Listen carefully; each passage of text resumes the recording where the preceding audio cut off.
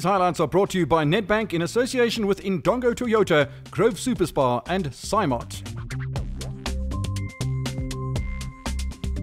The Namib is the world's oldest desert. The name Namib is of Nama origin and means vast place. If you look at its measurements, you'll know why. The Namib stretches for more than 2,000 kilometers along the Atlantic coasts of Angola, Namibia and South Africa. The desert geology consists of sand seas near the coast, while gravel plains and scattered mountain outcrops occur further inland. The Namib is almost completely uninhabited by humans except for several small settlements. That's why the Nedbank Desert Dash, non-stop over almost 400 kilometers, is such an extreme race. Legendary mountain biker and 3-time solo winner of the Desert Dash, Manny Heymans and his assistant Chippy were hard at work in Manny's bike mecca, where a lot of cyclists were having their bikes serviced the day before the race got underway. The registration on Thursday afternoon was a jam-packed affair with goodie bags, info packs and just plain old encouragement given away to the riders. To take your bicycle and cycle 369 kilometers, starting in Windhoek, normally at very hot conditions at altitude, and then going out over the Komos Hoogland and then through all this desert, to the coast. I mean, that is a very special feeling for a cyclist. The solo riders will try and hook onto some team riders, but the flip side of the coin is, the team riders, they will just hand over, say, a baton to their following teammate, whereas the solo rider, they need to stop, refuel at the refuel station, take on chain loop on the chain, and maybe batteries on the 180 kilometer mark, so they can't just tap and go. So I would say solo riders will look at taking some slipstream of the 2-man, 4-man teams, but with a race of this distance, it depends quite a lot on the outside conditions. So the first 100 kilometers is quite tough, because you'll head into the west wind for 100 kilometers. The next section, 70 kilometers, is the hilliest piece. Then the third piece is very corrugated, so it's roads that doesn't get graded so much or so often.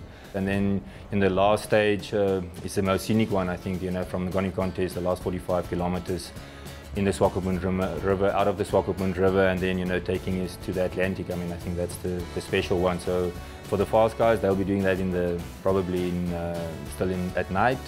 But come 6, 7 o'clock, the riders finishing then, they will have just beautiful scenery.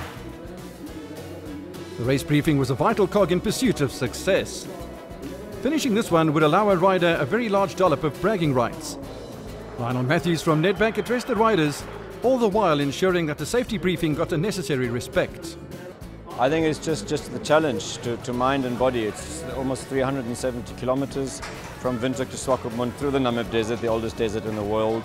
And it's just wind and heat and possibly rain and all these factors, and it's always difficult. Every year is different, and it's just the personal challenge. Most people try it again and again, and some have done it almost 10 times. And of course you have the race snakes in front, they go for fast times, and for others it's just a personal achievement just to make it to the end. Basement parking at Grove Mall in Kleine Kippe, Windhoek was the scene of massive panic attacks, quick pep talks, deep concentration, and just plain old being scared out of your gourd.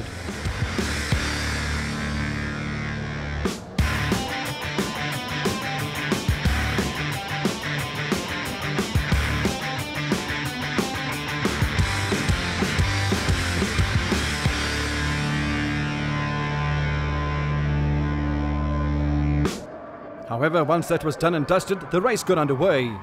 It was a controlled start, and it was slowly catch a monkey, as the riders had to make sure that there were no shenanigans or wild starts early on. After all, it's a long ride in anyone's language. Immediately after exiting the mall, the mountain bikers went through a gravel road, only to get back onto the main tar road heading towards the beautiful Windhoek Country Club. There was certainly no mad scramble to hit the front, nor were there any surges or trying to break up the pelotons. Easy all the way, early on in fact. The route then wound its way up to the top of the Kupferberg Pass till it reached checkpoint 1. All the riders in the tandem section, 2- and 4-person teams, as well as the solo riders, had to ride this stage. All the riders of a team also needed to sign in together at checkpoint 1. If anyone had raced ahead, they were required to wait for their teammates before they were allowed to sign in. With the Namibian capital disappearing in the background, the bridge that led back onto gravel for the rest of the long road also meant that the neutral section was a thing of the past. The speed immediately lifted and quickly increased. On board with a four-man team Camel Freight, and you could see the sign for Kupferberg Pass.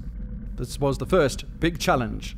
The first stage over just 32 kilometers was enough to quickly sort out the men from the boys, and within the first hour and a half of the race, the lead pack were building up a gap, going much faster than usual due to a nice tailwind. In 2015, the weather gave the riders welcome respite and pushed them along. Dare we say it, this race always presents a sting in the tail. The Desert Dash started in 2004 as a social ride amongst a few friends and was done over a 2-day period that included one night of camping. The organisers then had an idea of turning this into a 24-hour event, and 2005 saw the first properly organised event, attracting a total of 44 riders in either 2-person or 4-person teams. A solo rider made his pleas, and in 2006, 5 solo riders attempted the dash on their own lonesome, and with a winning time of around 18 hours realised it was possible. The rest is, as they say, history. Vera Adrian and her partner Norbert Meyer were in control in the mixed team category early on and stayed there throughout. This year I'm riding with a good friend of mine, Norbert Meyer. I've known him since very young, I guess since I was 10 or something, and we've always cycled together. It's my first time I'm doing a race with him, but I'm very excited and I think we'll be a good team. I guess I keep coming back for the vibe. That's just the most amazing thing at this race. The riding itself is quite boring, it's quite lonely at night, it's quite scary as well. But the vibe just tops everything. Well, the beginning is the heat, and then at night it's quite scary, all by yourself in the night, riding in the dark, only that little light in front of you, and riding through the whole night, you don't sleep, and then the last 45, I know I just hate them. I'm always so tired and exhausted. I just want to have a bed and then you just have to get onto your bike and ride. I think it's my home ground, my home country. I love coming back here, I love coming racing here. In the last 5 years, the sport has grown immense. I love to see that, of course, because it's a sport I love. And yeah, why not do it if you're here anyways in December, and it's a nice race to do with friends, it's a good vibe. It's amazing people here in Namibia, they all love what they're doing. It is competitive, but it's like a nice, friendly competitiveness, so yeah, that's what this brings me back every time. With checkpoint 1 ahead and the beginning of stage 2 immediately afterwards, the riders were greeted by lots of spectators and a pen to sign in and to tackle the next stage over a rather longish 67 Ks. Only one rider from the multi-person teams needed to complete stage 2. The spread at the first stop was incredible, to say the least. With Wolfers a long way away, it was eyes down and looking. When you have so many feet, it's probably best to stay out of the way. Some of the backmarkers used up to 3 hours after the start to get there in one piece. Well, any which way will do, while others made sure to get some on-air time. Up front, Max Knox and Chippy Murangi, who earlier this year had also performed well in the Windhoek Light Namib Quest, were going strong in Money's Bike Mecca colours.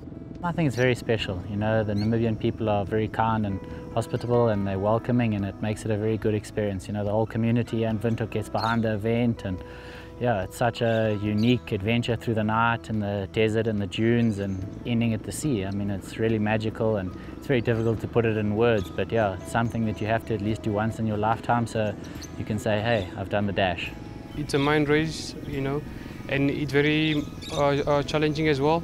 Once you have passed the halfway point, then, I mean, that's where you know. So, I mean, yeah, you're more than halfway, and that's where you have to motivate yourself and where you have to push yourself and just get the ball rolling, because you're almost there.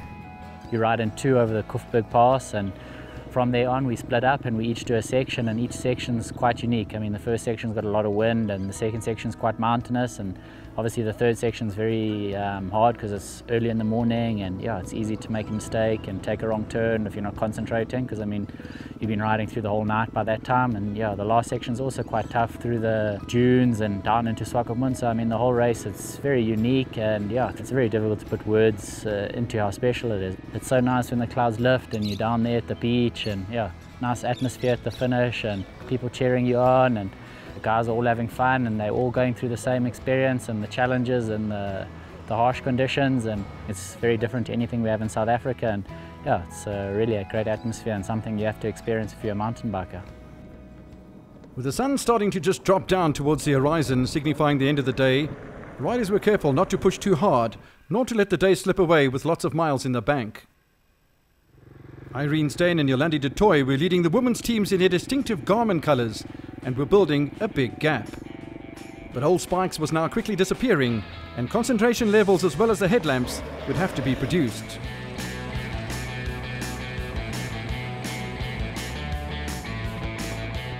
At checkpoint 2, riders signed in for stage 3.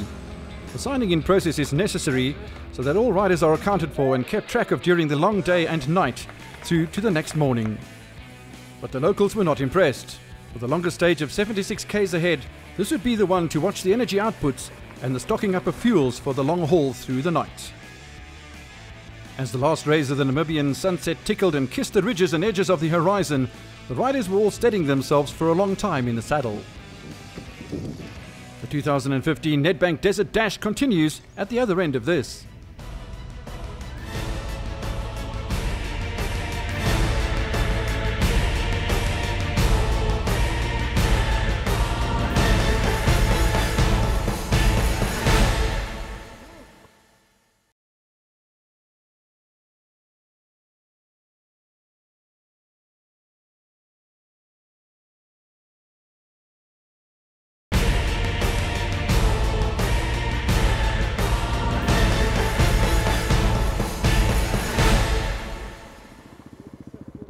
Deep into stage 3 of the Nedbank Desert Dash, and on a day and night as long as this, the mechanicals are always a problem.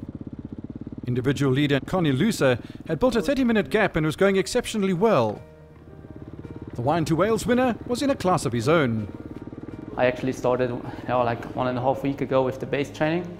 So it would have been during the season, I can't do such a long race, but now I have enough time to recover, and I'm very excited, and for me it's a big adventure to do such a long ride. Yeah, I've done it last year with my girlfriend Vera, so I know the route, but I've never been such a long time on my bike. I mean, the longest ride I've ever done was 220 kilometers in a training stride, and that's maybe 7 hours, and yeah, I expect maybe between 13 and 14 hours to sit on the bike, so it's a big adventure for me. I think mentally I have to be very strong in this race, and it's all a mental thing. So, but I'm well prepared, and I'm on the bike. The last training session I felt very good, so I'm very excited for the race. The vibe is very nice, and just the experience to ride through the desert on yourself. Sometimes, I mean, last year most of the time I was by myself on the bike. I mean, yeah, and just a small little light. Maybe you see 5 meters in front of you, and the rest is dark night, and you see nobody else, and that's a very special experience for me. Probably, for example, if I come from Europe, you know, there's always some people around you, or you see some lights or some cars. And last year I haven't seen, maybe for 2 hours I saw just nobody. And also I was a bit scared from the wild animals, and that's a very special experience. Nighttime had fallen rapidly, and the headlamps were on, as well as the backlights on the bike.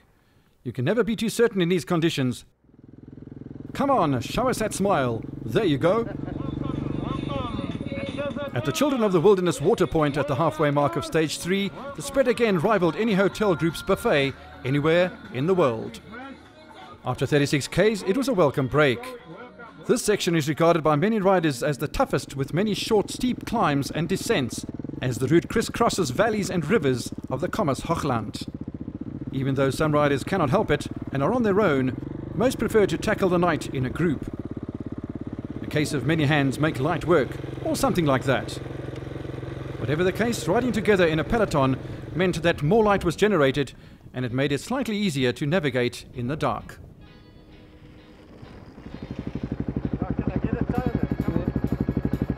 At the halfway mark, give or take a few k's, at checkpoint 3, the teams changed riders again, while the solo mountain bikers ate, drank, and then hit the road again. Mechanics were on hand to check those pesky gears and oil the parts that were starting to grind, while the insides of the riders were nourished at the same time.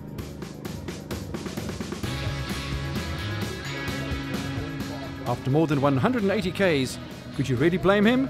Just a short nap, please. In the meantime, the leaders were already at checkpoint 4, and the riders were changing yet again. A quick wield of the pen, and the title contenders were off. Lusa was now in the lead by almost 40 minutes, and looking as strong as a horse. Knox and Morangi were still leading, but Tristan de Lange and Ben Meldt-Swanepoel had closed the gap just a little. Lusa, who before had teamed up successfully with his Swiss compatriot Christoph Sauser, was completely at ease and quite frankly only had to stay upright to clinch the deal for the first time as a solo rider. Ben Meldt-Swanepoel, in the colours of Squirt, was putting together a great ride. He's a multiple South African champion and is a legend in the sport in South Africa. Third place Raul Costa Saibeb and his teammate and another former winner, Namibian Olympian Dan Craven, were in third but almost 40 minutes behind. Costa was battling cramps, but Chippy was going like a Boeing. The green-lit arrows luckily pointed the way into the dark. Max had to wait a little while for Chippy at the last checkpoint. His teams complete the last stage all together again. Eventually, the tired rider made his weary way to the checkpoint and was reunited with his partner. Knox himself is a national champion and a pioneer in the sport in South Africa.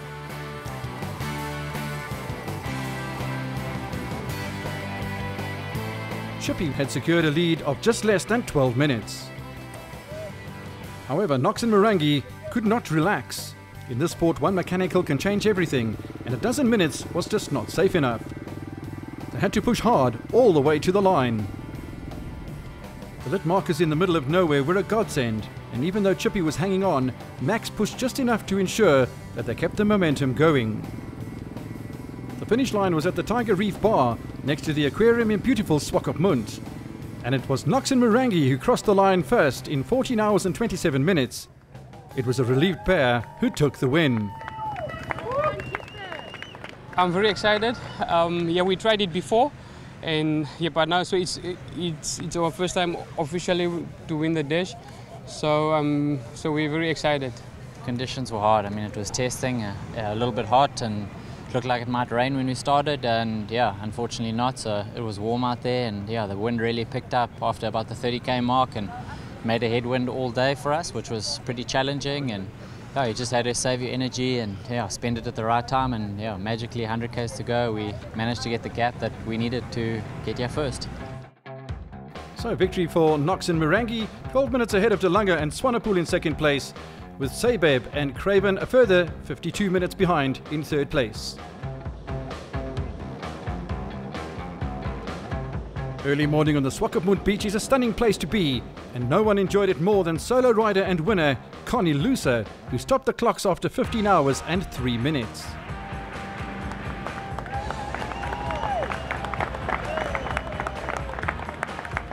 Yeah, in the moment it's a bit weird. The legs are good, but the head is very, yeah, in the end, you know, I was just over it. And the last 120 kilometers I had to ride on my own. So all the way it's a lot of headwind, and that was very hard to the end. Yeah, it's just a mental thing, but yeah, I'm a bit proud that I managed it, and I'm happy to take the win. It was a gap of 53 minutes for the Swiss Supremo over Dion Guy, while Dana Schutter's 16 hours and 19 minutes secured third place. First men's team of 4 were the very strong outfit of Team Hollard, led by former Namibian rugby captain Gerard Muntz, supported by Johan Faber, Jean-Paul Burger and Peter Seifert. A remarkable feat by Muntz, who early this year suffered serious injuries on the Namibia quest. While the first mixed team of 2 into Swakopmund was the Tissot team of young Namibian Vera Adrian and Norbert Meyer, who clocked 15 hours and 38 minutes.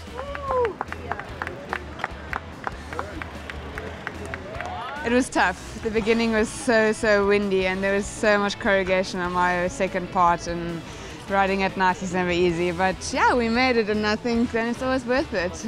The first stage was definitely a lot faster than it usually is because it was a lot cooler and so on, so that helped a lot. Yeah. It's the first time that I'm doing a two-man team, and I've been doing it solo most of the time, so it's a lot nicer actually to be here earlier. And yeah, I really enjoyed it. So a clear-cut win for Adrian and Meyer, with Heiko Redeker and Michelle Foster a distant second.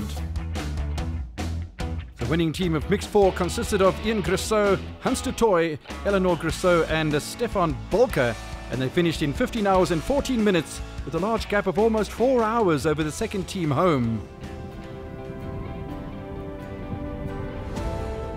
The racing continued on during the Saturday morning and took a lot of willpower, discipline and guts, but certainly all worth it when the last stroke had been pedalled and the feet came out of the cleats. The Namibian landscape is an unforgiving one and the terrain is harsh, extreme, rugged and testing. But that would be also the perfect way to describe the mountain bikers who take on this monster of a ride. Some dash. The most amazing thing about the Nedbank Desert Dash is that it is literally sold out in a matter of minutes when the entries open. And they take 1,000 of those entries. It is a mountain bike phenomenon.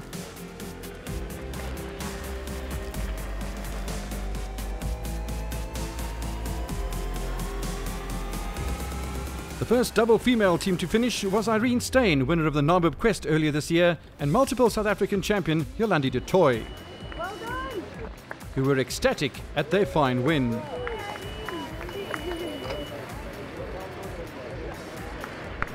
It's my first time in Namibia, and I'm very lucky that Irene asked me to be her partner.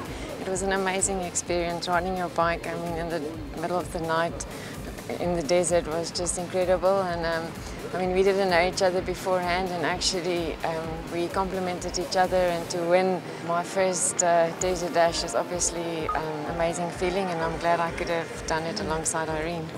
It was wonderful, I mean, riding with Yolandi, and I mean, I've just seen how she rides, and I mean, I'm so privileged, and I mean, we did great together, suffered a bit, me, but it was good.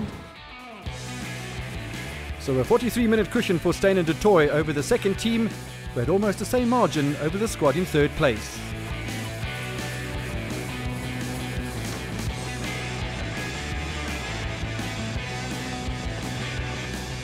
Then the pack markers started to make their weary way to Swakopmund. And this is as desert as it can be. It is a tough finish to a tough old day.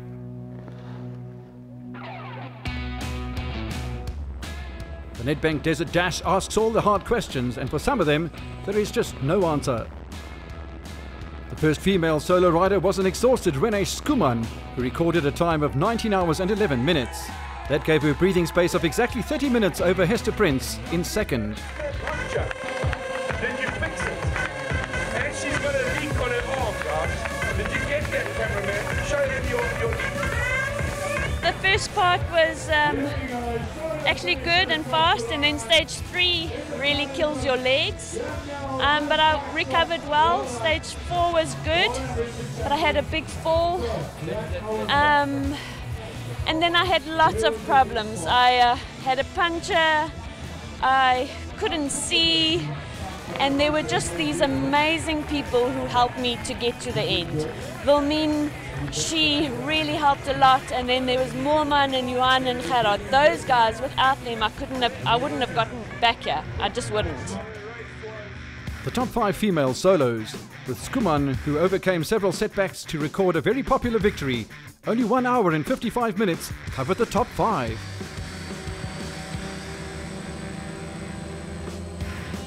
By now the finish line was abuzz with war stories of just how tough it was out there, and just how the riders were swearing never to do it again.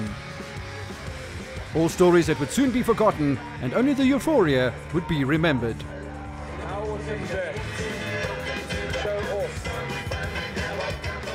Nedbank has been in cycling, Nedbank in Namibia has been in cycling for 30 years, and we thought this is an excellent event to get involved with. This is an international event. We had 15 countries, people representing here 15 countries, and for us it was just not a case of not doing the dash at all. We can only go back and say, guys, what has really worked for us this year?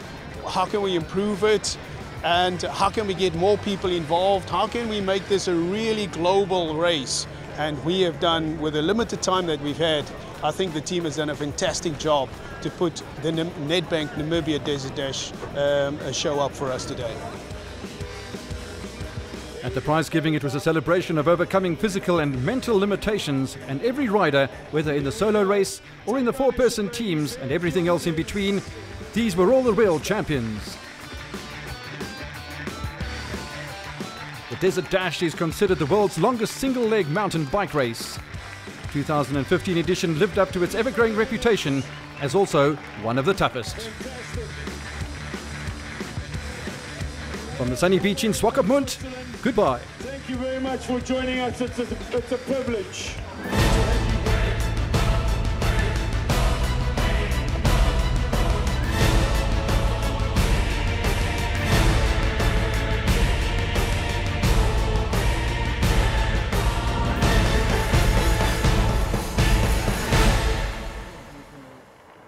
These highlights were brought to you by Nedbank in association with Indongo Toyota, Grove Super Spa and CYMOT.